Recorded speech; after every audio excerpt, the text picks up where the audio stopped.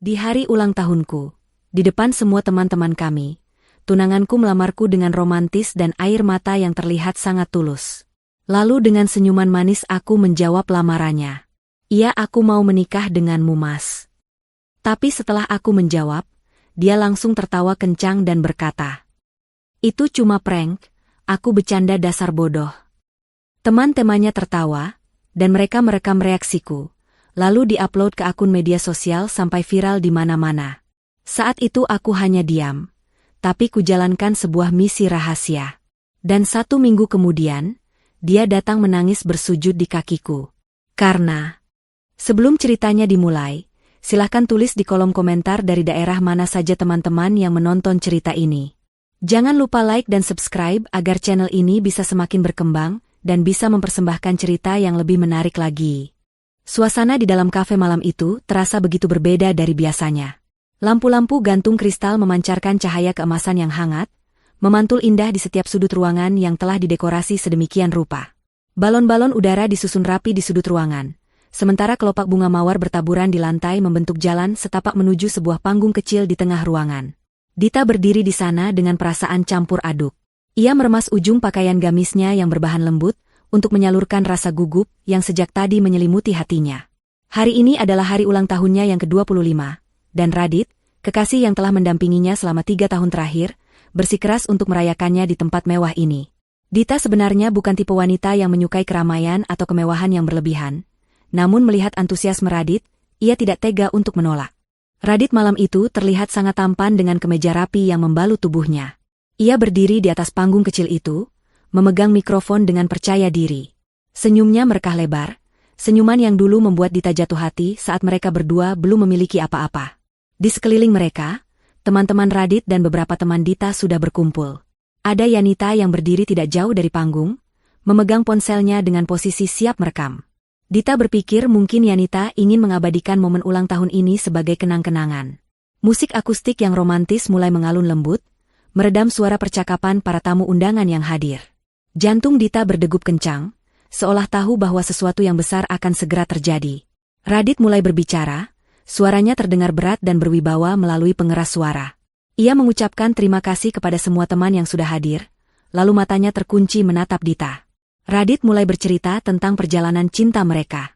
Ia menceritakan bagaimana Dita adalah wanita yang paling sabar, wanita yang selalu ada di sampingnya saat ia sedang merintis karir dari nol, saat ia belum punya mobil mewah, dan saat dompetnya masih tipis. Kata-kata Radit begitu manis dan menyentuh hati. Dita merasakan matanya mulai memanas. Air mata haru mendesak ingin keluar. Ia teringat masa-masa sulit itu, saat ia harus menyisihkan gaji bulanannya untuk membantu modal usaha Radit diam-diam, atau saat ia membawakan bekal makan siang agar Radit bisa berhemat. Semua pengorbanan itu terasa terbayar lunas malam ini. Radit tidak melupakannya. Radit menghargainya. Suasana semakin hening ketika musik perlahan meredup. Radit turun dari panggung dan berjalan perlahan mendekati Dita. Langkah kakinya mantap. Semua mata tertuju pada mereka berdua. Yanita terlihat semakin sibuk mengarahkan kamera ponselnya, memastikan tidak ada detik yang terlewat. Radit berhenti tepat di hadapan Dita, menatapnya dalam-dalam. Tatapan itu terlihat begitu tulus, penuh dengan cinta dan harapan. Tanpa aba-aba, Radit menekuk satu lututnya, merendahkan tubuhnya di hadapan Dita. Suara pekikan tertahan terdengar dari beberapa tamu wanita. Dita menutup mulutnya dengan kedua tangan, tidak percaya dengan apa yang sedang terjadi. Radit merogoh saku celananya dan mengeluarkan sebuah kotak beludru kecil. Dengan gerakan perlahan, ia membuka kotak itu. Sebuah cincin bertahta berlian berkilauan di bawah sorot lampu kafe. Cincin itu begitu indah, jauh lebih indah dari apapun yang pernah Dita bayangkan. Dita gemetar. Seluruh tubuhnya terasa lemas oleh kebahagiaan yang meluap-luap. Radit menatap mata Dita dan mengucapkan kalimat yang sudah lama Dita tunggu. Ia meminta Dita untuk menjadi pendamping hidupnya, menjadi satu-satunya wanita yang akan menemaninya hingga tua nanti. Suara Radit terdengar bergetar, seolah ia juga sedang menahan tangis haru. Dita tidak bisa lagi membendung air matanya. Butiran bening itu mengalir deras membasahi pipinya. Ia merasa menjadi wanita paling beruntung di dunia malam ini. Di hadapan teman-temannya, di hari ulang tahunnya, pria yang dicintainya melamarnya dengan cara yang begitu romantis. Dita menarik napas panjang, mencoba menenangkan detak jantungnya yang menggila. Ia menurunkan tangannya dari wajah, menampilkan senyuman paling manis yang ia miliki meski bibirnya bergetar. Dengan suara lembut namun yakin, Dita menjawab lamaran itu. Ia mengatakan bahwa ia bersedia menikah dengan Radit, bersedia menghabiskan sisa hidupnya bersama pria itu. Ruangan itu seketika pecah oleh suara tepuk tangan. Teman-teman mereka bersorak memberikan selamat. Dita mengulurkan tangan kirinya, membiarkan Radit menyematkan cincin itu di jari manisnya. Ia merasa dunianya begitu sempurna. Semua keraguan, semua lelah, dan semua penantian panjangnya bermuara pada momen indah ini. Ia membayangkan masa depan yang cerah, membangun rumah tangga yang bahagia bersama Radit, dan merawat ibu Puji bersama-sama. Dita menatap wajah Radit, menunggu pria itu bangkit dan memeluknya. Namun, di detik-detik terakhir sebelum cincin itu menyentuh kulit jarinya, Dita melihat sesuatu yang aneh. Sudut bibir Radit yang tadinya menyunggingkan senyum haru, tiba-tiba berubah. Ada kilatan aneh di matanya, sebuah ekspresi yang tidak bisa Dita artikan sebagai cinta. Itu adalah tatapan mengejek. Waktu seolah berhenti berputar tepat ketika cincin itu ditarik kembali oleh Radit, sebelum sempat melingkar di jari Dita. Senyuman manis di wajah Radit lenyap seketika, digantikan oleh tawa yang meledak keras dan memekakkan telinga. Radit bangkit berdiri dengan cepat, menjauhkan kotak cincin itu dari jangkauan Dita sambil terus tertawa terbahak-bahak. Dita terpatung. Tangannya masih terulur di udara, kosong dan hampa. Otaknya masih berusaha memproses perubahan situasi yang begitu drastis dalam hitungan detik. Suara tepuk tangan yang tadi terdengar meriah kini berubah menjadi riuh rendah tawa yang menyakitkan. Radit berteriak lantang sambil menunjuk wajah Dita yang masih basah oleh air mata. Ia mengatakan bahwa semua itu hanyalah lelucon. Ia mengatakan bahwa itu hanya prank. Kata-kata kasar mulai keluar dari mulut pria yang baru saja berlutut itu. Radit menyebut Dita bodoh, karena begitu mudah percaya bahwa pria sepertinya akan menikahi wanita yang membosankan seperti Dita. Tawa Radit semakin kencang, menggema di seluruh ruangan kafe, diikuti oleh tawa teman-temannya yang lain.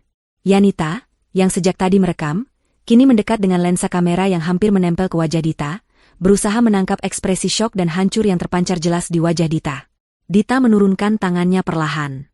Rasa dingin menjalar dari ujung kaki hingga ke ubun-ubun. Bukan dingin karena pendingin ruangan, melainkan dingin yang menusuk tulang akibat pengkhianatan yang begitu kejam. Ia melihat sekeliling. Wajah-wajah yang tadi ia kira ikut berbahagia, ternyata adalah wajah-wajah yang menertawakannya. Mereka semua tahu. Semua orang di ruangan ini tahu bahwa ini adalah rencana untuk mempermalukannya, dan tidak ada satupun yang memberitahunya. Yanita masih terus merekam sambil tertawa cekikikan. Sesekali melontarkan komentar mengejek tentang betapa polosnya ekspresi Dita saat mengira lamaran itu nyata. Radit dengan santai menjelaskan kepada teman-temannya, dan kepada kamera yang dipegang Yanita, bahwa video ini akan meledak di media sosial. Ia membual tentang engagement, tentang jumlah penonton, dan tentang betapa viralnya reaksi Dita nanti. Bagi Radit, perasaan Dita tidak ada harganya dibandingkan dengan popularitas maya yang ia kejar. Ia bahkan dengan tega mengatakan bahwa cincin berlian itu hanyalah properti sewaan, bukan cincin asli. Ia tidak sudi membelikan cincin mahal untuk wanita yang menurutnya tidak punya kelas seperti Dita. Dita masih diam. Tidak ada teriakan marah, tidak ada amukan, dan tidak ada tangis histeris yang diharapkan oleh Radit dan Yanita untuk konten mereka. Air mata Dita berhenti mengalir. Ia menghapusnya dengan punggung tangan dalam gerakan yang tenang dan terukur. Di dalam hatinya, rasa cinta yang selama 3 tahun ia pupuk dengan kesabaran, hancur berkeping-keping detik itu juga, berubah menjadi debu yang tak berjejak. Namun anehnya, di balik kehancuran itu, muncul sebuah kekuatan baru. Sebuah kesadaran yang menampar logikanya. Ia sadar siapa Radit sebenarnya. Pria di hadapannya ini bukanlah pangeran yang ia impikan, melainkan parasit yang selama ini hidup dari kebaikan hatinya. Dita menatap Radit tepat di manik matanya. Tatapan Dita yang biasanya lembut dan hangat, kini berubah menjadi tatapan kosong yang tajam dan menusuk. Radit yang sedang tertawa sempat terdiam sesaat ketika melihat sorot mata itu, namun egonya yang terlalu tinggi membuatnya mengabaikan peringatan alam bawah sadarnya. Radit kembali mengejek Dita, menyuruhnya untuk tidak terlalu baper karena ini hanya hiburan semata. Ia bahkan menyuruh Dita untuk tersenyum ke kamera, agar videonya lebih bagus. Tanpa mengucapkan sepatah kata pun, Dita membalikkan badan. Ia mengambil tasnya yang tergeletak di kursi. Langkahnya tenang, tidak terburu-buru. Ia berjalan membelah kerumunan orang-orang yang masih menertawakannya. Suara tawa mereka terdengar seperti gonggongan serigala di telinga Dita, namun ia tidak peduli lagi. Ia tidak menoleh sedikitpun meski Radit meneriakinya, bertanya mau kemana ia pergi. Dita terus berjalan keluar dari kafe mewah itu, meninggalkan pesta ulang tahun yang telah berubah menjadi neraka. Udara malam di luar kafe menerpa wajahnya, memberikan sedikit kelegaan pada dadanya yang sesak. Dita berdiri di pinggir jalan, menunggu taksi lewat. Tangannya mengepal kuat hingga kuku-kukunya memutih. Di dalam benaknya, ia tidak sedang meratapi nasib. Pikirannya justru bekerja sangat cepat, menyusun potongan-potongan fakta. Semua aset yang dipamerkan Radit, semua modal usaha, bahkan ide-ide konten yang membuat Radit terkenal, semuanya berasal dari Dita. Selama ini Dita memilih diam di balik layar, karena ia tulus mencintai Radit. Tapi malam ini, ketulusan itu telah dibunuh secara paksa. Dita masuk ke dalam taksi yang berhenti di depannya. Saat mobil berjalan menjauh, Dita menatap pantulan dirinya di kaca jendela. Wajahnya datar, namun hatinya telah membulatkan tekad. Misi rahasia itu harus dimulai malam ini juga. Tidak akan ada lagi Dita yang bodoh. Yang ada hanyalah Dita yang akan mengambil kembali apa yang menjadi haknya. Malam itu, dunia maya seolah meledak oleh sebuah video berdurasi 3 menit yang diunggah oleh akun milik Radit. Judulnya begitu provokatif dan dirancang khusus untuk memancing perhatian siapa saja yang melihatnya. Dalam hitungan jam, video lamaran yang berubah menjadi lelucon kejam itu telah dibagikan ribuan kali di berbagai platform media sosial. Kolom komentar dibanjiri oleh reaksi netizen yang beragam, namun sebagian besar justru ikut menertawakan kenaifan Dita. Wajah Dita yang menangis haru, lalu berubah menjadi bingung dan terpukul, dijadikan bahan meme dan lelucon oleh orang-orang yang tidak memiliki empati. Potongan video saat Radit berteriak, "Dasar bodoh," menjadi suara latar yang tren di aplikasi video pendek, digunakan oleh ribuan orang untuk konten parodi mereka sendiri. Radit dan Yanita merayakan keberhasilan konten mereka di sebuah restoran cepat saji yang buka 24 jam. Mereka duduk berhadapan sambil tidak henti-hentinya menatap layar ponsel masing-masing. Radit tersenyum lebar melihat jumlah pengikutnya yang melonjak tajam dalam waktu singkat. Angka di profil media sosialnya terus bertambah setiap detiknya. Seiring dengan masuknya notifikasi tawaran kerjasama dari berbagai jenama kecil yang ingin menumpang viral. Yanita juga tidak kalah senang. Karena namanya ditandai dalam setiap unggahan Radit, membuat akun pribadinya ikut kebanjiran pengikut baru. Mereka berdua tertawa puas, merasa bahwa ide gila mereka adalah langkah jenius dalam strategi pemasaran diri. Bagi mereka, Dita hanyalah batu loncatan, sebuah korban yang harus ada demi mencapai puncak popularitas yang mereka idamkan selama ini. Tidak ada sedikitpun rasa bersalah yang terbesit di hati mereka. Karena di mata mereka, emosi manusia hanyalah komoditas yang bisa diperjualbelikan demi konten. Sementara itu, di sebuah rumah sederhana yang asri dan tenang, suasana yang sangat kontras sedang terjadi. Dita baru saja sampai di rumah Ibu Puji. Mata Ibu Puji bengkak karena menangis. Rupanya, salah satu tetangga yang iseng telah mengirimkan tautan video viral itu kepada Ibu Puji. Hati ibu mana yang tidak hancur melihat putri kesayangannya dipermalukan di depan umum dan ditertawakan oleh jutaan orang asing di internet. Saat Dita melangkah masuk ruang tamu, Ibu Puji langsung berlari memeluknya erat. Isak tangis wanita parubaya itu pecah seketika, memenuhi ruang tamu yang sunyi. Ibu Puji mengusap punggung Dita berkali-kali, menggumamkan kata-kata penghiburan, mengatakan bahwa Radit adalah laki-laki jahat yang tidak pantas ditangisi. Ibu Puji siap melabrak Radit malam itu juga jika Dita memintanya, namun Dita justru diam saja dalam pelukan ibunya. Dita tidak menangis lagi. Air matanya sudah habis di dalam taksi tadi. Wajahnya kini terlihat sangat tenang. Sebuah ketenangan yang justru membuat siapapun yang melihatnya akan merasa gentar. Ia melepaskan pelukan Ibu Puji dengan lembut, lalu menuntun ibunya untuk duduk di sofa. Dita mengambilkan segelas air putih hangat untuk ibunya, meminta beliau untuk tenang dan tidak perlu memikirkan video tersebut. Dita meyakinkan Ibu Puji bahwa ia baik-baik saja, dan tidak akan membiarkan penghinaan ini berlalu begitu saja tanpa konsekuensi. Setelah memastikan Ibu Puji sedikit lebih tenang dan masuk ke kamar untuk beristirahat, Dita masuk ke kamarnya sendiri. Ia mengunci pintu, lalu duduk di depan meja kerjanya. Dita membuka laptopnya yang selama ini menjadi saksi bisu kerja kerasnya. Cahaya layar laptop menerangi wajah Dita yang datar tanpa ekspresi. Jemarinya menari lincah di atas papan ketik, membuka beberapa folder rahasia yang selama ini ia simpan dengan rapi. Folder-folder itu berisi dokumen digital, perjanjian kontrak, dan data keuangan yang sangat rinci. Selama 3 tahun menjalin hubungan dengan Radit, Dita bukan hanya sekadar pacar yang menemani dari nol. Dita adalah otak di balik semua bisnis yang dijalankan Radit. Dita adalah investor bayangan yang menyuntikkan dana, membuat konsep kreatif, hingga mengatur strategi pemasaran.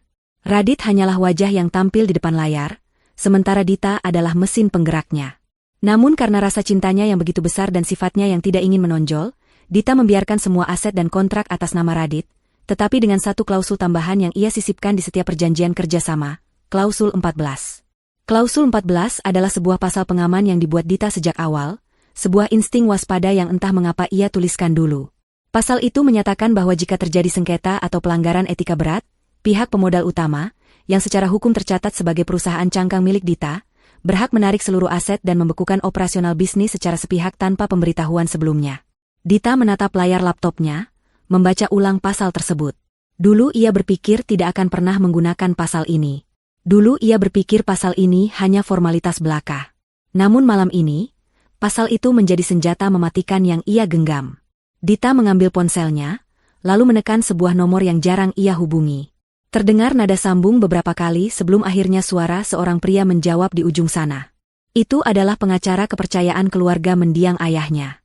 Dengan suara yang dingin dan tegas, Dita memberikan instruksi singkat namun padat. Ia meminta pengacaranya untuk mengaktifkan klausul 14 mulai besok pagi. Tarik semua aset, bekukan semua akses, dan pastikan tidak ada satu rupiah pun yang tersisa.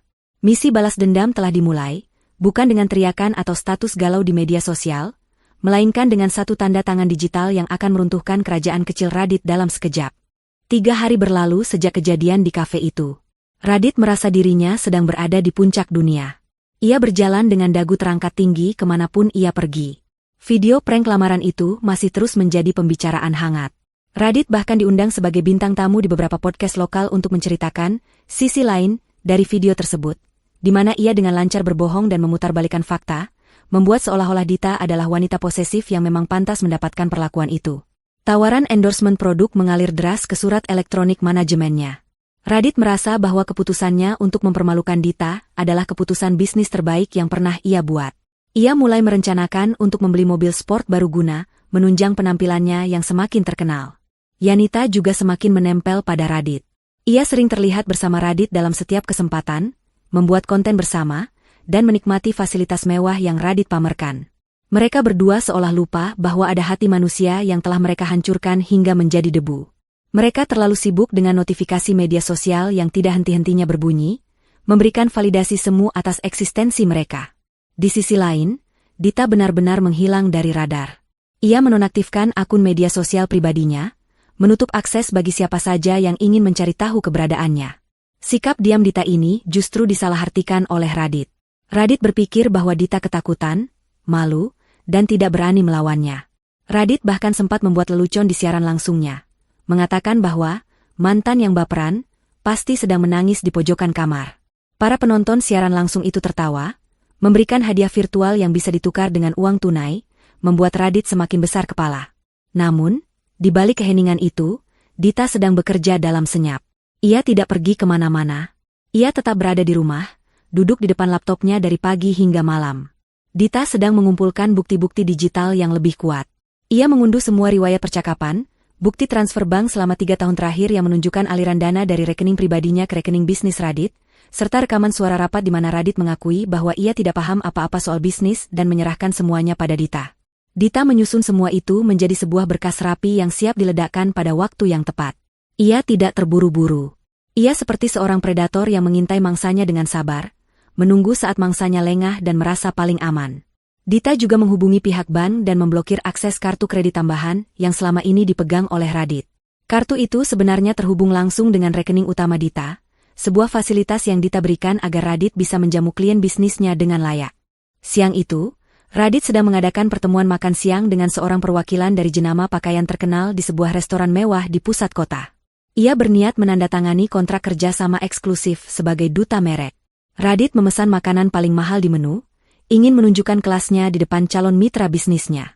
Ia berbicara dengan penuh percaya diri, membanggakan statistik akun media sosialnya dan pengaruh yang ia miliki terhadap generasi muda. Sang perwakilan jenama tampak terkesan dengan presentasi Radit.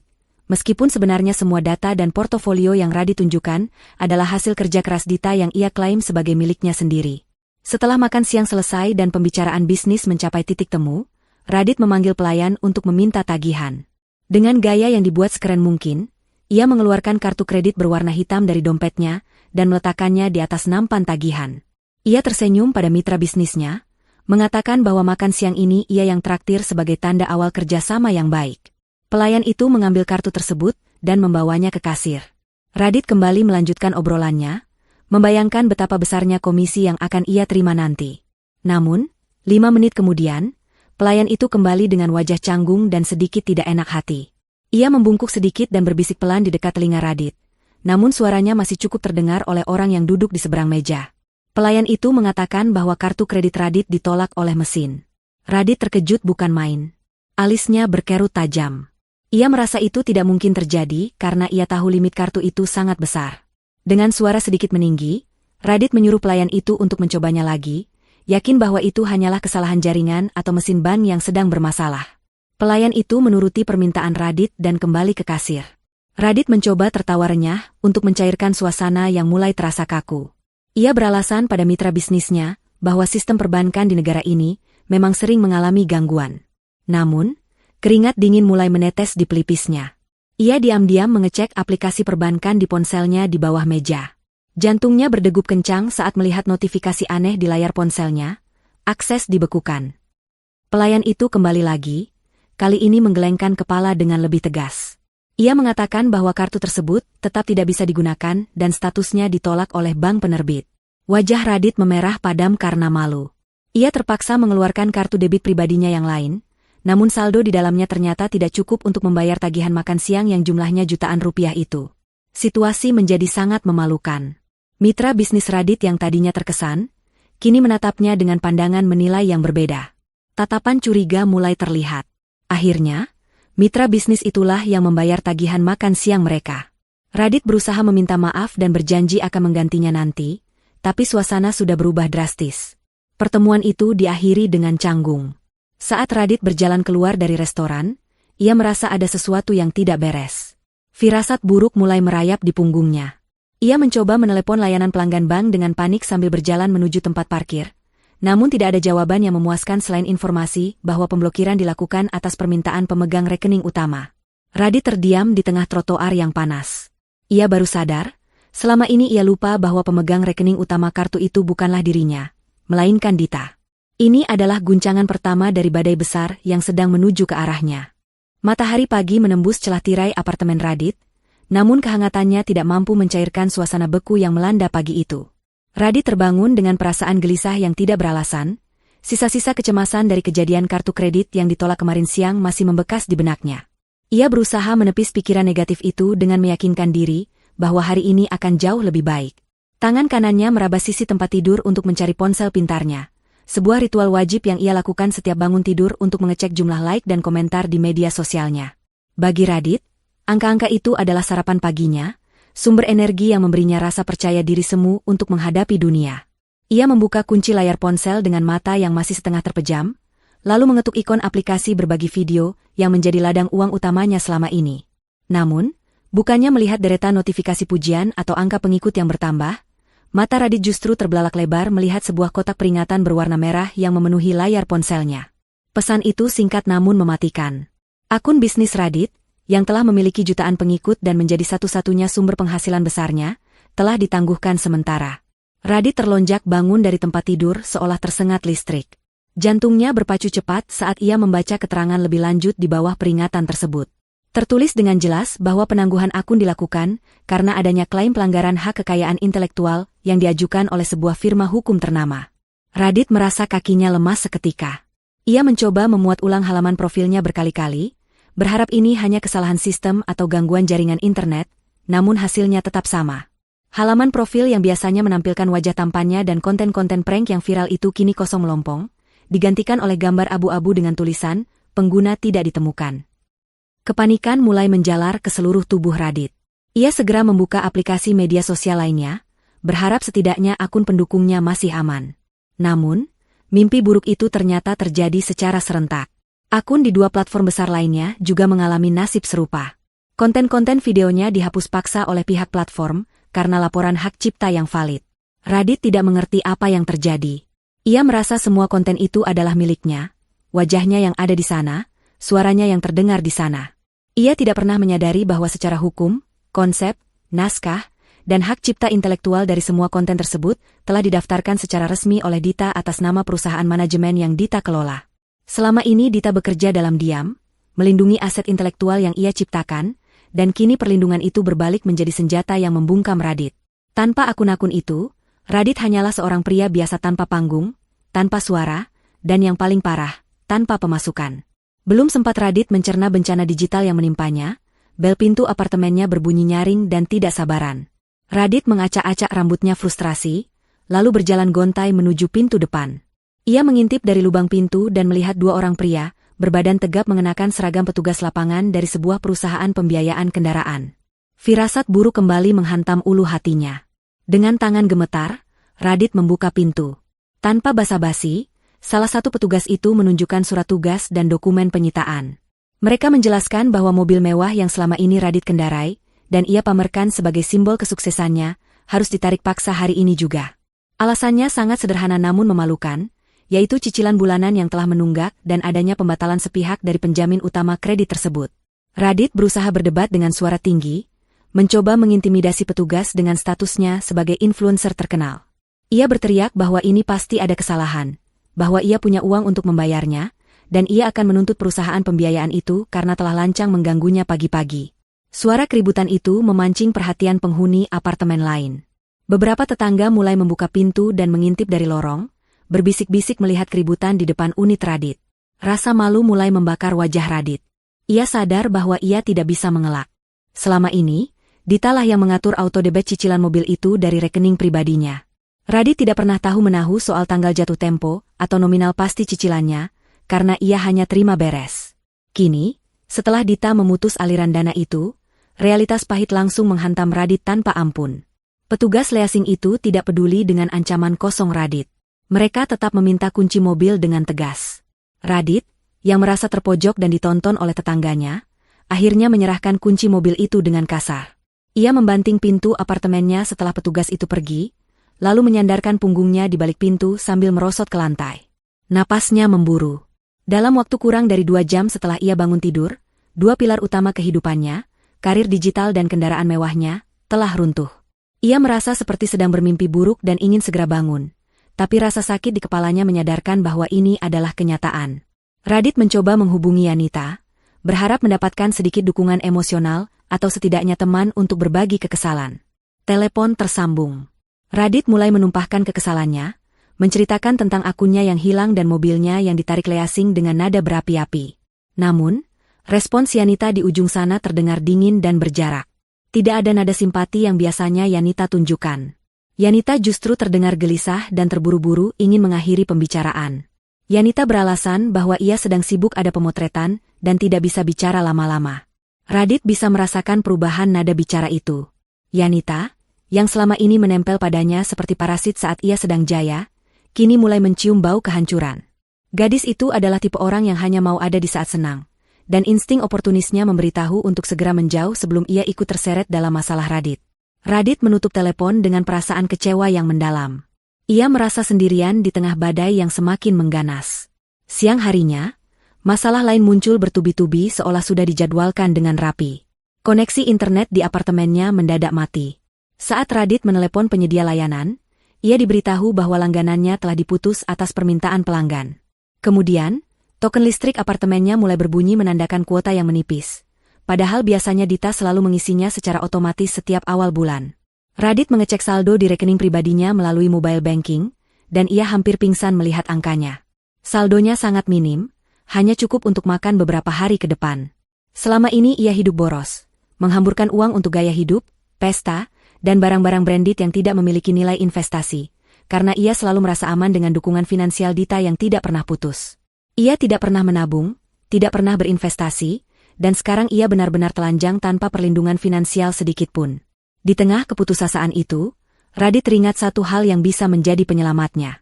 Ia ingat bahwa ia memiliki jadwal pertemuan penting dengan seorang investor besar lusa nanti. Pertemuan ini sudah diatur jauh-jauh hari, bahkan sebelum kejadian prank itu. Dita pernah bilang bahwa ada investor yang tertarik menyuntikkan dana besar untuk pengembangan bisnis konten kreatif mereka. Radit berpegang teguh pada harapan ini. Jika ia bisa mendapatkan tanda tangan kontrak dari investor tersebut, ia akan mendapatkan pencairan dana segar yang cukup untuk menyelesaikan semua masalah ini, menebus mobilnya, dan membangun kembali akun media sosialnya dari nol.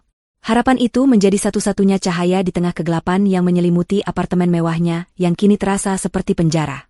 Radit bertekad akan tampil memukau di hadapan investor itu. Ia tidak boleh gagal. Ini adalah nyawanya yang terakhir. Radit menghabiskan sisa harinya dengan menyusun proposal bisnis yang sebenarnya ia sendiri kurang paham isinya.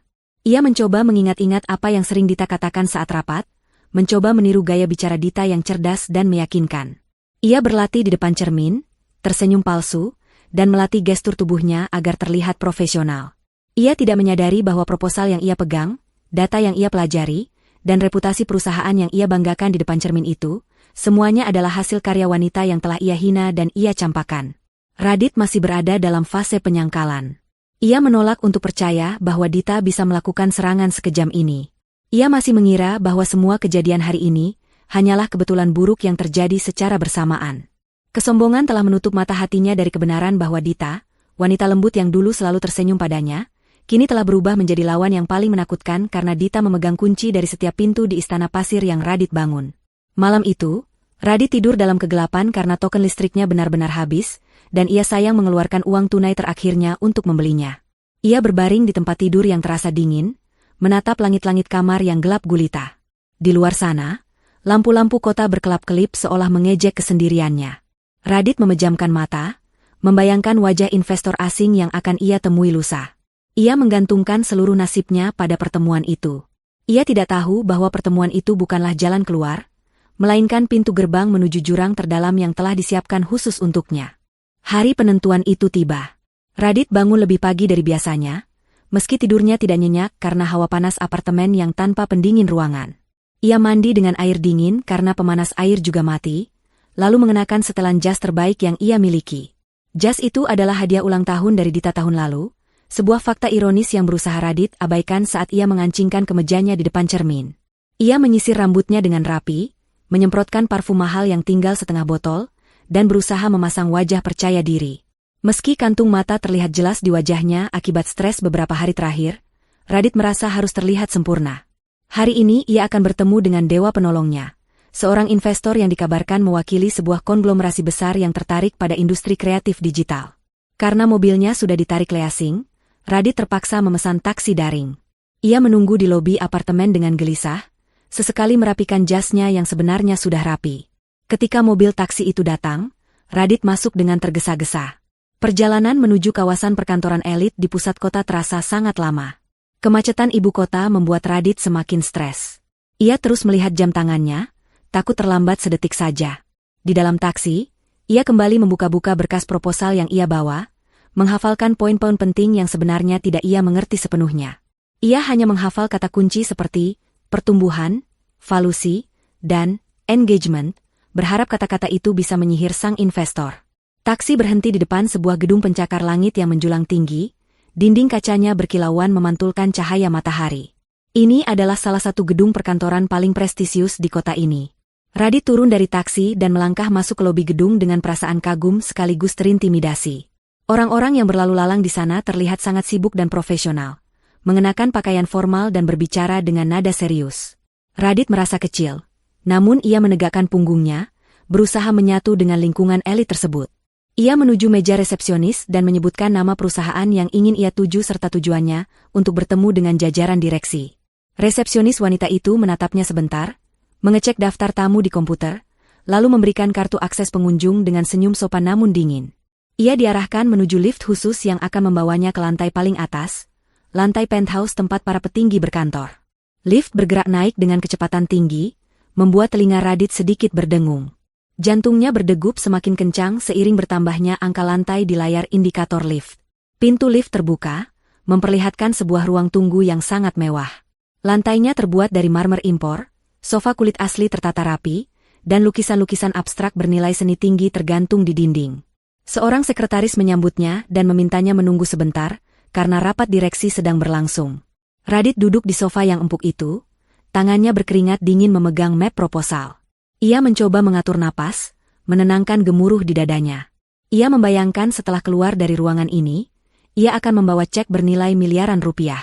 Ia akan kembali berjaya, membeli mobil yang lebih bagus, dan membungkam mulut semua orang yang menertawakannya, termasuk Dita. Setelah 15 menit yang terasa seperti selamanya, pintu ganda ruang rapat terbuka. Sekretaris itu mempersilakan Radit masuk.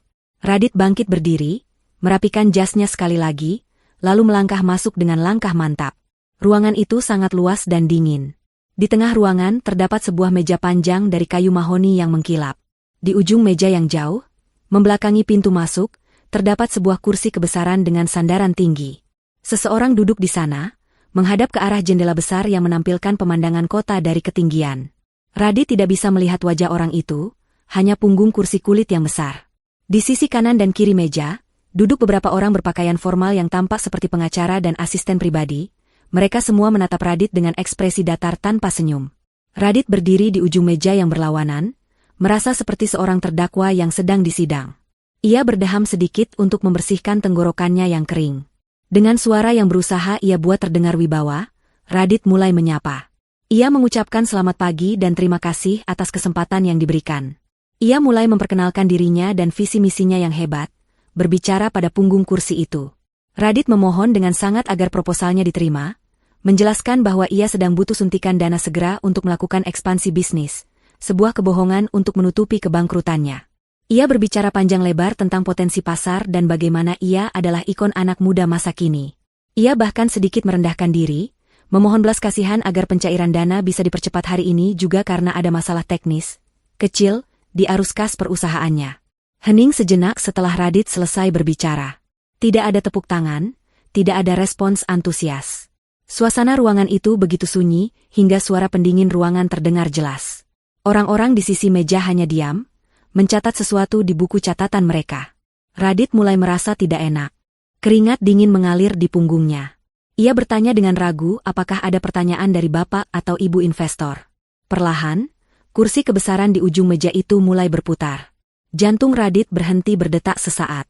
Gerakan kursi itu terasa lambat, sangat dramatis, seolah waktu sedang dipermainkan. Sedikit demi sedikit, sosok yang duduk di kursi itu mulai terlihat. Bukan pria tua bule seperti bayangan Radit. Bukan juga pengusaha paruh baya berwajah garang.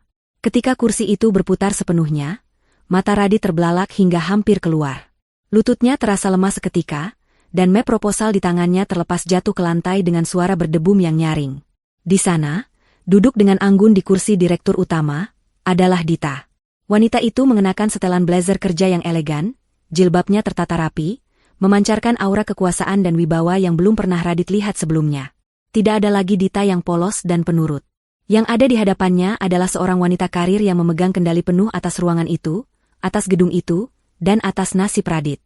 Dita menatap Radit dengan sorot mata yang tenang namun mematikan. Ia tidak tersenyum, wajahnya datar dan dingin. Di sampingnya, tumpukan berkas tebal tertata rapi. Radit mundur selangkah, mulutnya menganga tak percaya. Ia mencoba berkata-kata, memanggil nama Dita dengan suara tercekat, namun suaranya hilang ditelan keterkejutan. Dita menyandarkan punggungnya di kursi dengan santai, menautkan jari-jarinya di atas meja. Dengan suara yang jernih dan tegas, Dita berbicara, memecahkan keheningan yang mencekam itu. Ia memperkenalkan dirinya bukan sebagai mantan tunangan Radit, melainkan sebagai pemilik saham mayoritas dari perusahaan induk yang selama ini menaungi banyak bisnis digital, termasuk investor yang Radit cari-cari. Dita mengambil sebuah map berwarna merah dari tumpukan berkas di sampingnya, lalu melemparkannya ke tengah meja hingga meluncur berhenti tepat di depan Radit. Ia menjelaskan dengan nada datar bahwa perusahaan ini adalah milik keluarganya, warisan dari mendiang ayahnya yang selama ini ia kelola di balik layar. Selama ini Dita tidak pernah memberitahu Radit, karena ia ingin Radit mandiri dan bekerja keras, bukan bergantung pada kekayaan Dita. Namun, Radit telah membuktikan bahwa dirinya tidak layak. Dita mengatakan bahwa pertemuan hari ini bukan untuk menandatangani kontrak investasi, melainkan untuk memberitahukan secara resmi pemutusan segala bentuk hubungan kerjasama. Radit gemetar hebat. Ia mencoba meraih map itu, membukanya dengan tangan yang sulit dikontrol. Isinya adalah surat pembatalan kontrak, surat penagihan hutang atas semua modal yang pernah dikeluarkan, dan bukti-bukti penggelapan dana yang dilakukan Radit selama ini untuk gaya hidup pribadinya. Dita melanjutkan kalimatnya, suaranya tajam menusuk harga diri Radit. Ia mengatakan bahwa Radit bukan hanya kehilangan investor, tapi juga akan menghadapi tuntutan hukum jika tidak bisa mengembalikan semua dana perusahaan dalam waktu 2x24 jam. Radit merasa dunia di sekelilingnya berputar. Harapannya hancur berkeping-keping. Sosok penyelamat yang ia harapkan ternyata adalah orang yang sama yang ia hancurkan hatinya beberapa hari lalu. Dita, Wanita yang ia sebut bodoh, kini duduk di singgasana kekuasaan, menatapnya dari ketinggian, sementara ia berdiri di bawah sebagai pecundang yang tidak memiliki apa-apa selain hutang dan rasa malu. Radit keluar dari gedung perkantoran mewah itu dengan langkah gontai, seolah nyawanya baru saja dicabut paksa dari tubuhnya. 2 orang petugas keamanan mengawalnya hingga ke pintu keluar, memastikan ia tidak membuat keributan lebih lanjut di lobi perusahaan milik Dita. Matahari siang itu bersinar terik, namun Radit merasa dunianya gelap gulita. Map merah yang dilemparkan Dita tadi masih ia genggam erat di tangannya, berisi vonis kematian bagi karir dan kehidupan finansialnya. Ia mencoba mencerna apa yang baru saja terjadi, namun otaknya buntu. Dita, wanita yang selama ini ia anggap lemah dan bisa dipermainkan, ternyata adalah raksasa yang sedang tidur. Radit merasa bodoh, sangat bodoh, karena telah membangunkan raksasa itu dengan cara yang paling menghina. Ia duduk termenung di halte bus depan gedung, mengabaikan tatapan aneh orang-orang yang melihat setelan jas mahalnya yang mulai kusut. Namun, serangan Dita ternyata belum selesai. Serangan di ruang rapat tadi hanyalah permulaan dari badai kehancuran yang sesungguhnya. Ponsel Radit yang layar kacanya sudah retak tiba-tiba bergetar hebat tanpa henti. Notifikasi masuk bertubi-tubi seperti air bah. Radit membuka ponselnya dengan tangan gemetar. Di beranda media sosial, sebuah video baru sedang menjadi viral, mengalahkan popularitas video prank lamarannya kemarin. Kali ini, videonya bukan berasal dari akun gosip murahan, melainkan dari sebuah akun anonim yang merilis bukti-bukti digital yang valid dan tak terbantahkan. Video itu diawali dengan rekaman CCTV dari sudut lain di kafe tempat kejadian lamaran itu. Kualitas gambarnya sangat jernih dan audionya terdengar jelas. Dalam rekaman itu, terlihat jelas persiapan Radit dan Yanita sebelum Dita datang. Terdengar suara Radit yang sedang memberikan instruksi kepada teman-temannya sambil tertawa mengejek. Radit rekam berkata dengan lantang bahwa ia muak dengan Dita, dan hanya ingin memanfaatkan momen ulang tahun ini, untuk menaikkan engagement akunnya, agar bisa mendapatkan kontrak iklan besar. Ia bahkan menyebut para pengikutnya di media sosial sebagai sekumpulan orang bodoh yang mudah ditipu dengan drama receh. Kalimat itu terdengar sangat jelas dan menyakitkan. Tidak ada rekayasa, tidak ada potongan. Itu adalah wajah asli Radit yang sombong dan manipulatif, yang selama ini ia sembunyikan di balik topeng pria romantis dan humoris. Video itu tidak berhenti di situ. Bagian selanjutnya menampilkan tangkapan layar percakapan grup pesan singkat antara Radit dan Yanita. Dalam obrolan itu, Radit secara gamblang merencanakan skenario untuk mempermalukan Dita. Ia menuliskan kata-kata kasar yang menghina fisik dan kepribadian Dita. Lebih parah lagi, terungkap juga bukti percakapan di mana Radit menyuruh adminnya untuk membeli pengikut palsu dan memanipulasi data statistik agar terlihat populer di mata klien. Bukti-bukti ini telah menghantam reputasi Radit tepat di ulu hati. Dita tidak hanya menyerang dompetnya, tapi Dita sedang membunuh karakter Radit di hadapan jutaan manusia. Reaksi publik berubah 180 derajat dalam hitungan menit. Netizen yang tadinya menertawakan Dita dan memuja Radit, kini berbalik arah dengan keganasan yang mengerikan. Kolom komentar di semua akun media sosial yang memuat ulang video itu, penuh dengan hujatan dan caci maki untuk Radit. Tagar boykot Radit mulai menjadi tren nomor 1. Orang-orang merasa dikhianati karena telah mengidolakan penipu. Merek-merek yang tadinya melirik Radit segera membuat pernyataan resmi membatalkan kerjasama, dan menjauhkan diri dari citra buruk Radit. Radit menyaksikan semua itu dari layar ponselnya dengan napas tertahan. Ia melihat kerajaan mayanya runtuh, bata demi bata, hancur menjadi debu digital yang tak berharga. Di tengah kepanikan itu, Radit berharap Yanita akan membelanya, atau setidaknya berada di pihaknya untuk menghadapi serangan ini bersama-sama. Namun, harapan itu pupus ketika sebuah notifikasi video baru muncul dari akun pribadi Yanita.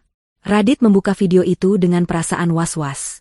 Di layar, Yanita tampil dengan wajah sembab tanpa riasan, duduk di depan kamera dengan mata berkaca-kaca. Yanita memulai videonya dengan permintaan maaf kepada Dita dan seluruh masyarakat Indonesia. Namun, kalimat selanjutnya membuat darah Radit mendidih. Yanita, dengan akting air mata buayanya, mengatakan bahwa ia adalah korban manipulasi Radit. Ia mengaku dipaksa oleh Radit untuk ikut dalam rencana prank itu di bawah ancaman.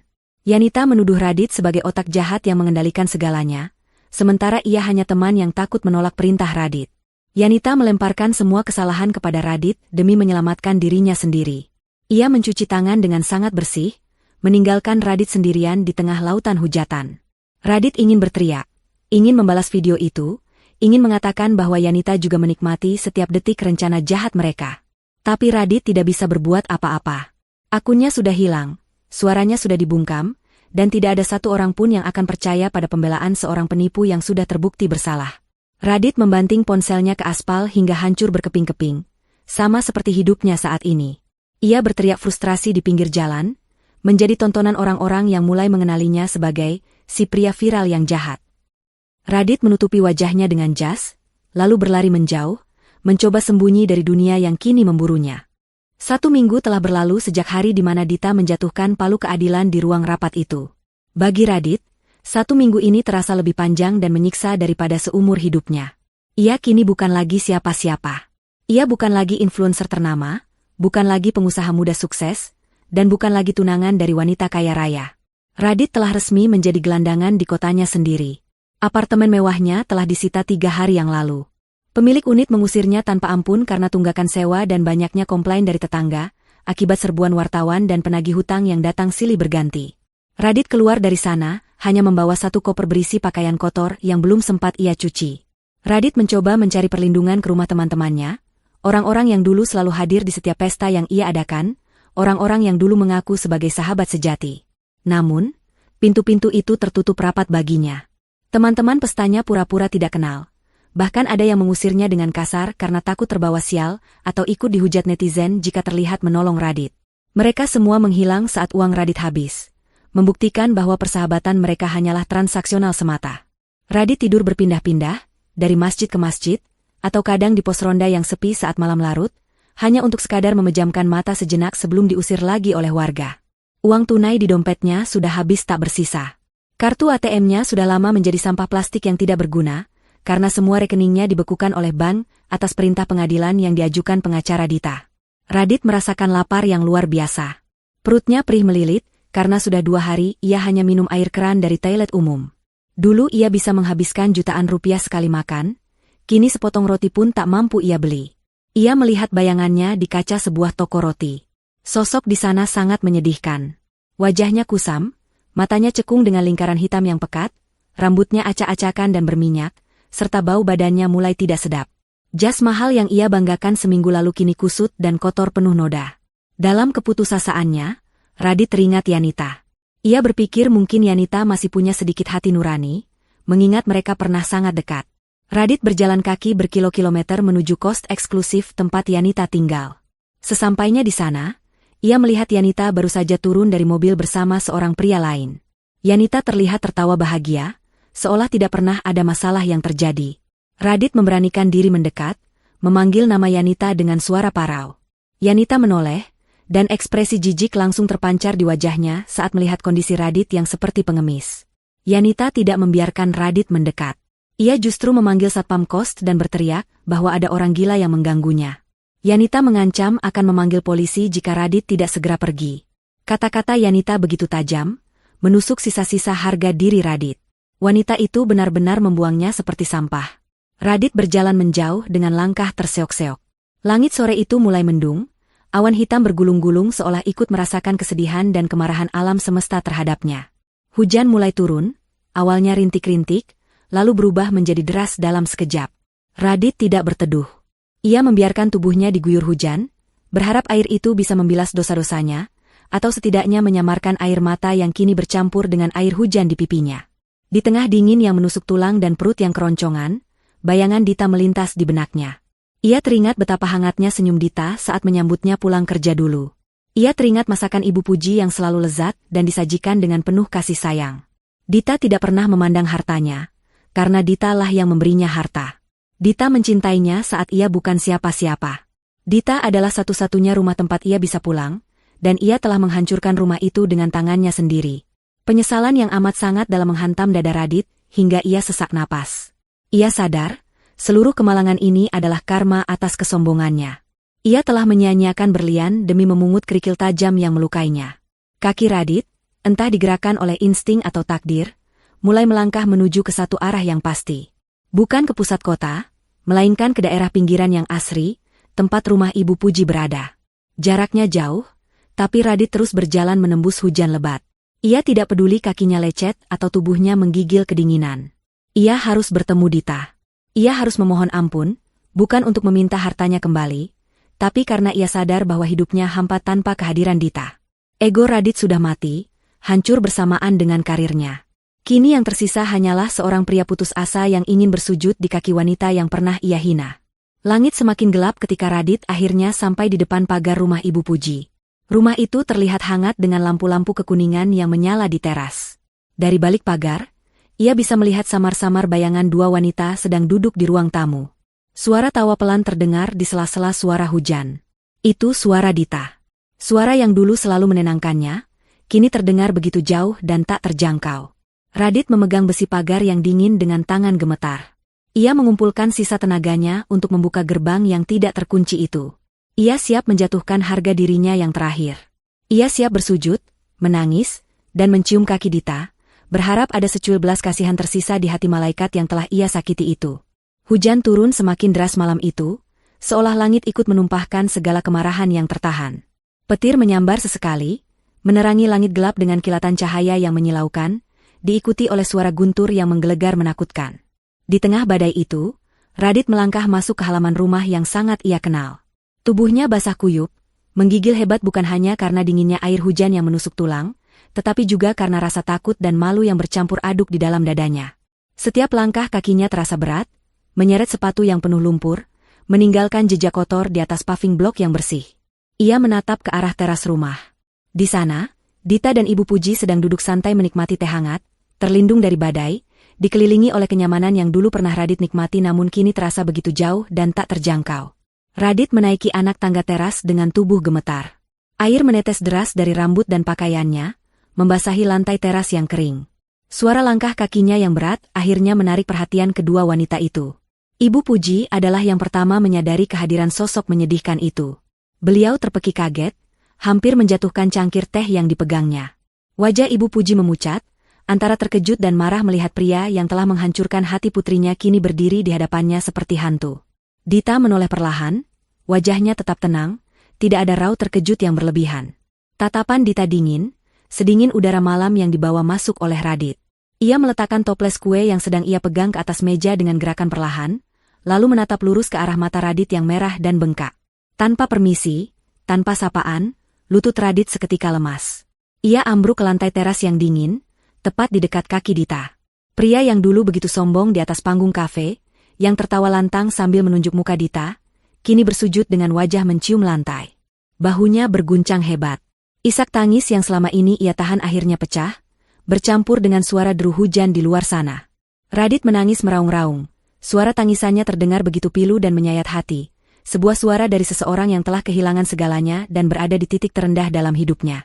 Ia merayap mendekat, mencoba meraih ujung pakaian gamis Dita dengan tangannya yang kotor dan gemetar, namun Dita menarik kakinya mundur sedikit, menolak disentuh oleh tangan yang pernah mengkhianatinya itu. Radit mulai berbicara di sela-sela tangisnya, suaranya parau dan terputus-putus. Ia memohon ampun berulang kali.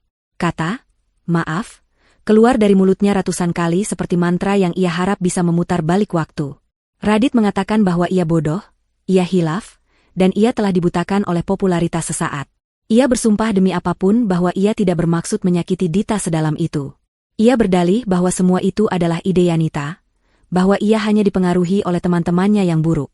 Radit berusaha melempar kesalahan kepada orang lain, berharap Dita yang berhati lembut akan merasa kasihan padanya. Ia menceritakan betapa menderitanya hidupnya sekarang, bagaimana ia diusir dari apartemen, bagaimana ia tidak makan berhari-hari, dan bagaimana semua orang membuangnya seperti sampah. Ibu Puji yang mendengar itu tidak tahan lagi. Beliau berdiri dengan marah, tangannya menunjuk ke arah pagar, menyuruh Radit pergi. Ibu Puji berteriak bahwa Radit tidak punya malu, datang ke sini setelah mempermalukan Dita di depan seluruh dunia. Namun, Radit tidak peduli. Ia tetap bersujud. Bahkan kini ia mencoba mencium kaki Dita. Ia memohon agar Dita mau menerimanya kembali. Radit berjanji akan berubah, akan menjadi suami yang baik, akan menuruti semua kemauan Dita. Di balik kata-kata manis itu, terselip keputusasaan finansial yang nyata. Radit memohon agar Dita mencabut tuntutan hukumnya, mengembalikan aset-asetnya, dan membiarkannya hidup nyaman kembali. Tolong nikahi aku, Dita. Aku cinta mati sama kamu. Jangan biarkan aku hancur seperti ini, aku mohon. Teriak Radit histeris, wajahnya basah oleh air mata dan air hujan. Dita menatap pria yang sedang bersujud di kakinya itu dengan tatapan yang sulit diartikan. Dulu, ia pasti akan langsung luluh melihat air mata Radit. Dulu, Ia pasti akan ikut menangis dan memeluk pria ini, memberikan apapun yang ia minta. Tapi Dita yang sekarang bukanlah Dita yang dulu. Luka yang ditorehkan Radit telah membakar habis kepolosannya, menyisakan kebijaksanaan yang keras dan tegas. Dita memberi isyarat tangan kepada ibunya untuk tenang. Ia menghela napas panjang, lalu perlahan menundukkan badannya, mensejajarkan wajahnya dengan wajah Radit yang masih menempel di lantai. Radit merasakan pergerakan Dita. Ia mengangkat wajahnya sedikit, menatap Dita dengan penuh harap. Ia melihat Dita tersenyum. Senyuman itu sangat manis. Sama persis dengan senyuman tulus yang Dita berikan saat ia menerima lamaran Radit di kafe waktu itu. Jantung Radit berdegup kencang, secercah harapan muncul di hatinya. Ia mengira Dita akan memaafkannya. Ia mengira Dita akan berkata, "Iya," sekali lagi dan menyelamatkannya dari neraka dunia ini. Radit sudah membayangkan dirinya kembali tidur di kasur empuk dan memegang kartu kredit tanpa batas. Ia menahan napas, menunggu kata-kata pengampunan keluar dari bibir Dita. Namun, Dita mendekatkan wajahnya ke telinga Radit. Aroma parfum Dita yang lembut tercium, mengingatkan Radit pada masa-masa bahagia mereka. Dengan suara yang sangat pelan, lembut, namun penuh penekanan yang menusuk, Dita berbisik. Bisikan itu menghancurkan harapan Radit seketika, membekukan darah di nadinya. Dita tidak mengucapkan kata cinta atau maaf. Dita mengulang kalimat yang pernah Radit teriakkan dengan angkuh. "Masih ingat kata-katamu, Mas? Itu cuma prank, dasar bodoh." Kalimat itu menghantam telinga Radit lebih keras daripada petir yang menyambar di luar. Matanya terbelalak lebar, pupilnya mengecil karena syok. Ia menatap Dita tidak percaya. Senyuman manis di wajah Dita perlahan berubah menjadi ekspresi datar dan dingin. Dita menegakkan tubuhnya kembali, berdiri menjulang tinggi di hadapan Radit yang masih terkapar. Tidak ada belas kasihan di mata itu. Yang ada hanyalah sebuah penutupan buku, sebuah akhir cerita yang ditulis Dita dengan tintanya sendiri.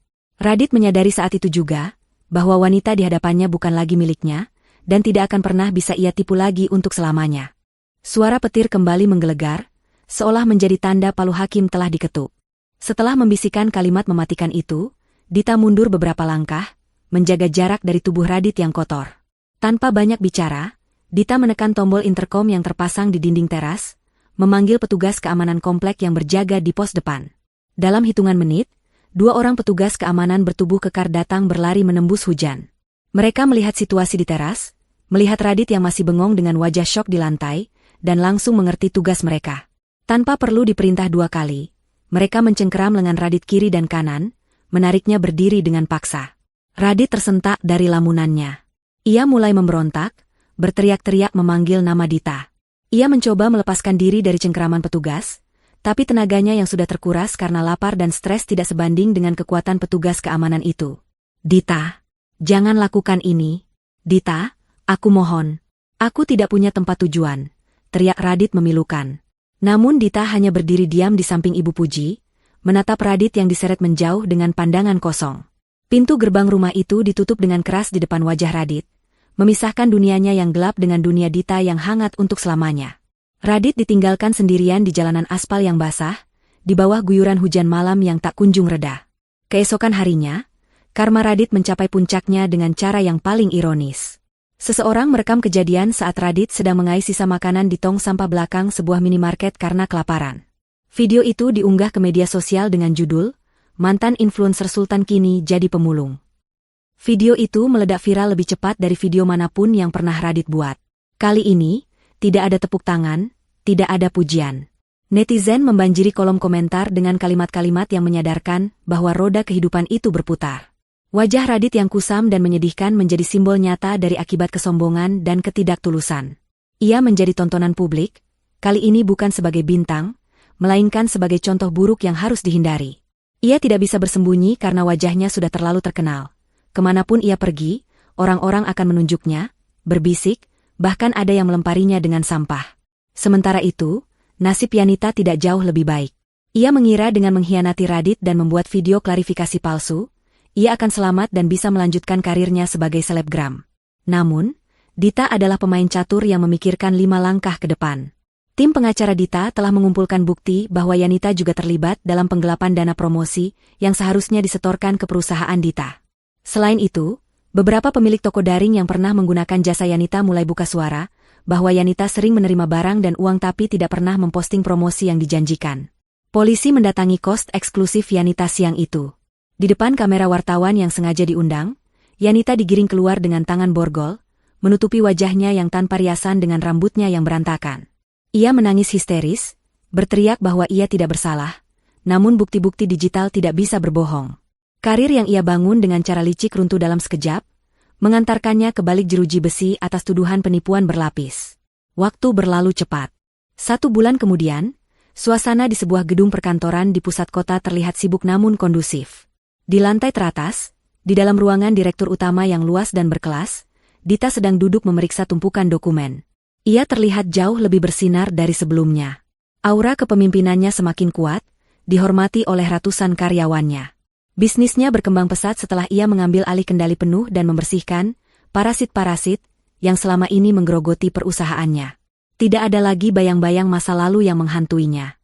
Pintu ruangan terbuka perlahan. Ibu Puji masuk membawa rantang makanan berisi makan siang kesukaan Dita. Senyum di wajah Ibu Puji merekah lebar, tidak ada lagi jejak air mata kesedihan seperti sebulan yang lalu. Ibu Puji meletakkan makanan itu di meja, lalu mencium kening putrinya dengan bangga. Mereka berdua makan siang bersama sambil tertawa, membicarakan rencana liburan akhir tahun ke luar negeri, sebuah liburan yang benar-benar untuk mereka nikmati, bukan untuk konten media sosial. Kebahagiaan mereka terasa nyata, hangat, dan tidak dibuat-buat. Setelah makan siang selesai dan Ibu Puji pamit pulang, Dita berdiri dari kursinya. Ia berjalan menuju jendela kaca besar yang menampilkan pemandangan kota dari ketinggian. Ia melihat ke bawah, ke arah jalanan yang sibuk di mana ribuan manusia sedang berjuang dengan nasibnya masing-masing. Dita merenung sejenak, bersyukur atas kekuatan yang Tuhan berikan padanya untuk melewati badai pengkhianatan itu. Ia sadar bahwa rasa sakitlah yang membuatnya tumbuh menjadi wanita tangguh seperti sekarang. Dita kemudian membalikkan badannya. Ia menatap lurus ke depan, seolah-olah menatap mata Anda, para pembaca yang telah mengikuti kisahnya dari awal. Sudut bibirnya terangkat membentuk senyuman penuh kemenangan, sebuah senyuman yang menyiratkan kepuasan mendalam karena keadilan telah ditegakkan. Ia merapikan sedikit kerudungnya, lalu mengedipkan sebelah matanya dengan jenaka. Tatapannya seolah berkata, jangan pernah bermain api jika tidak ingin terbakar, dan jangan pernah meremehkan ketulusan seseorang. Layar perlahan menggelap, meninggalkan kesan mendalam bahwa dalam hidup ini, karma tidak pernah salah alamat, dan orang baik akan selalu menemukan jalan kemenangannya sendiri. 5 tahun telah berlalu sejak malam badai yang mengubah takdir banyak orang itu. Waktu bergulir tanpa ampun, menggilas mereka yang tidak mau belajar, dan mengangkat derajat mereka yang sabar. Di sebuah ballroom hotel bintang 5 yang megah di pusat ibu kota, ratusan lampu kristal bersinar terang, menerangi wajah-wajah orang sukses yang hadir dalam acara penganugerahan pengusaha wanita inspiratif tahun ini. Suasana di dalam ruangan itu begitu elegan dan penuh rasa hormat. Tidak ada kamera ponsel yang merekam untuk konten prank murahan, tidak ada tawa mengejek, yang ada hanyalah decak kagum dan tepuk tangan apresiasi yang tulus. Di atas panggung, Dita berdiri dengan anggun di balik podium. Penampilannya jauh lebih berwibawa dibandingkan 5 tahun lalu. Ia mengenakan busana formal yang santun namun memancarkan aura kelas, atas yang tidak bisa dibeli dengan uang semata. Di tangannya, ia memegang sebuah trofi emas, simbol pengakuan nasional atas keberhasilannya mengembangkan perusahaannya menjadi salah satu raksasa industri kreatif dan teknologi di negeri ini. Dita tersenyum ke arah hadirin, matanya berbinar bukan karena air mata kesedihan, melainkan air mata keharuan yang membahagiakan. Di barisan paling depan, duduk Ibu Puji yang kini terlihat sangat sehat dan bugar, tersenyum bangga sambil menyeka sudut matanya dengan sapu tangan. Di samping Ibu Puji, duduk seorang pria tegap dengan tatapan mata yang teduh dan penuh kasih sayang. Pria itu adalah suami Dita, seorang dokter spesialis yang ia nikahi 2 tahun lalu. Pria yang tidak pernah menjanjikan kemewahan palsu, namun memberikan kesetiaan dan penghormatan yang nyata setiap harinya. Setelah turun dari panggung, Dita disambut pelukan hangat suaminya. Pria itu membisikkan kata selamat dan memuji betapa hebatnya Dita malam ini. Dita merasa hatinya begitu penuh. Ia teringat masa lalu, bukan dengan rasa sakit, melainkan sebagai sebuah pelajaran berharga. Ia bersyukur Tuhan pernah mematahkan hatinya sedemikian rupa, karena jika tidak, ia mungkin masih terjebak dengan orang yang salah dan tidak akan pernah menemukan kebahagiaan sejati seperti yang ia rasakan saat ini. Kehidupan Dita kini sempurna, bukan karena hartanya yang melimpah, tapi karena ia dikelilingi oleh orang-orang yang mencintainya tanpa syarat. Sementara itu, di luar lobi hotel yang gemerlap, kontras kehidupan yang tajam sedang terjadi. Udara malam Jakarta terasa panas dan berdebu. Di area parkir valet yang sibuk, Seorang pria kurus dengan kulit terbakar matahari sedang sibuk mengatur lalu lintas kendaraan tamu-tamu VIP. Pria itu mengenakan seragam petugas parkir yang sedikit kebesaran dan kusam. Wajahnya terlihat jauh lebih tua dari usia sebenarnya. Kerutan-kerutan keras menghiasi dahinya, dan matanya yang dulu bersinar licik kini terlihat redup dan lelah. Pria itu adalah Radit. Setelah video, pemulung, itu viral 5 tahun lalu, Radit benar-benar kehilangan segalanya. Tidak ada perusahaan yang mau mempekerjakannya karena jejak digitalnya yang buruk sebagai penipu dan orang yang tidak beretika. Ia sempat menjadi buruh kasar di pasar, kuli panggul, hingga akhirnya diterima bekerja sebagai tenaga bantu parkir di hotel ini berkat belas kasihan seorang mandor. Setiap hari, ia harus melihat mobil-mobil mewah yang dulu pernah ia kendarai, meski milik Dita, kini dikendarai oleh orang lain. Setiap deru mesin mobil sport yang lewat adalah siksaan batin baginya, mengingatkannya pada kesombongan masa lalunya. Malam itu, tugas Radit adalah membukakan pintu mobil bagi tamu-tamu yang hendak pulang. Sebuah mobil sedan hitam mengkilap berhenti tepat di depannya. Itu adalah mobil paling mahal yang ada di lobi malam itu. Radit buru-buru membukakan pintu penumpang dengan sikap membungkuk hormat, berharap mendapatkan tip uang receh. Pintu terbuka, dan wangi parfum yang sangat ia kenal menyeruak keluar, mengalahkan bau asap knalpot yang sesak. Radit terpaku. Jantungnya seolah berhenti berdetak saat melihat siapa yang berjalan mendekati mobil itu. Dita berjalan keluar lobi didampingi suaminya dan Ibu Puji. Mereka tertawa bahagia, membicarakan acara tadi. Radit mematung memegang pegangan pintu mobil. Tangannya gemetar hebat. Ia ingin memanggil nama Dita. Ia ingin berteriak bahwa ia ada di sini, bahwa ia menyesal, bahwa ia merindukan kehidupan lamanya. Mulutnya terbuka sedikit, suara tertahan di tenggorokan. Dita. Bisiknya sangat pelan, nyaris tak terdengar. Namun, Dita sama sekali tidak menoleh. Ia sibuk merapikan selendang Ibu Puji agar tidak tertiup angin. Bagi Dita, petugas parkir di depannya hanyalah bagian dari latar belakang kota Jakarta, orang asing yang tidak ia kenali. Dita masuk ke dalam mobil dengan anggun, diikuti oleh Ibu Puji. Suami Dita sempat menatap Radit sekilas, memberikan selembar uang tip yang cukup besar ke tangan Radit sambil mengucapkan terima kasih dengan sopan, lalu menyusul masuk dan menutup pintu. Radit berdiri kaku memegang lembaran uang itu. Mobil sedan mewah itu perlahan melaju meninggalkan lobi, membawa Dita menjauh menuju kehidupan indahnya.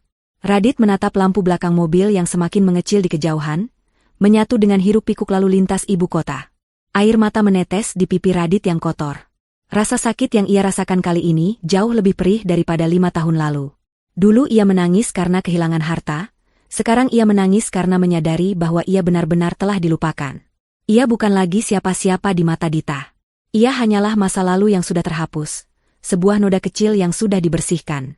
Di kejauhan, sayup-sayup terdengar suara sirine polisi. Radit teringat berita yang ia dengar dari radio pos Satpam tadi pagi.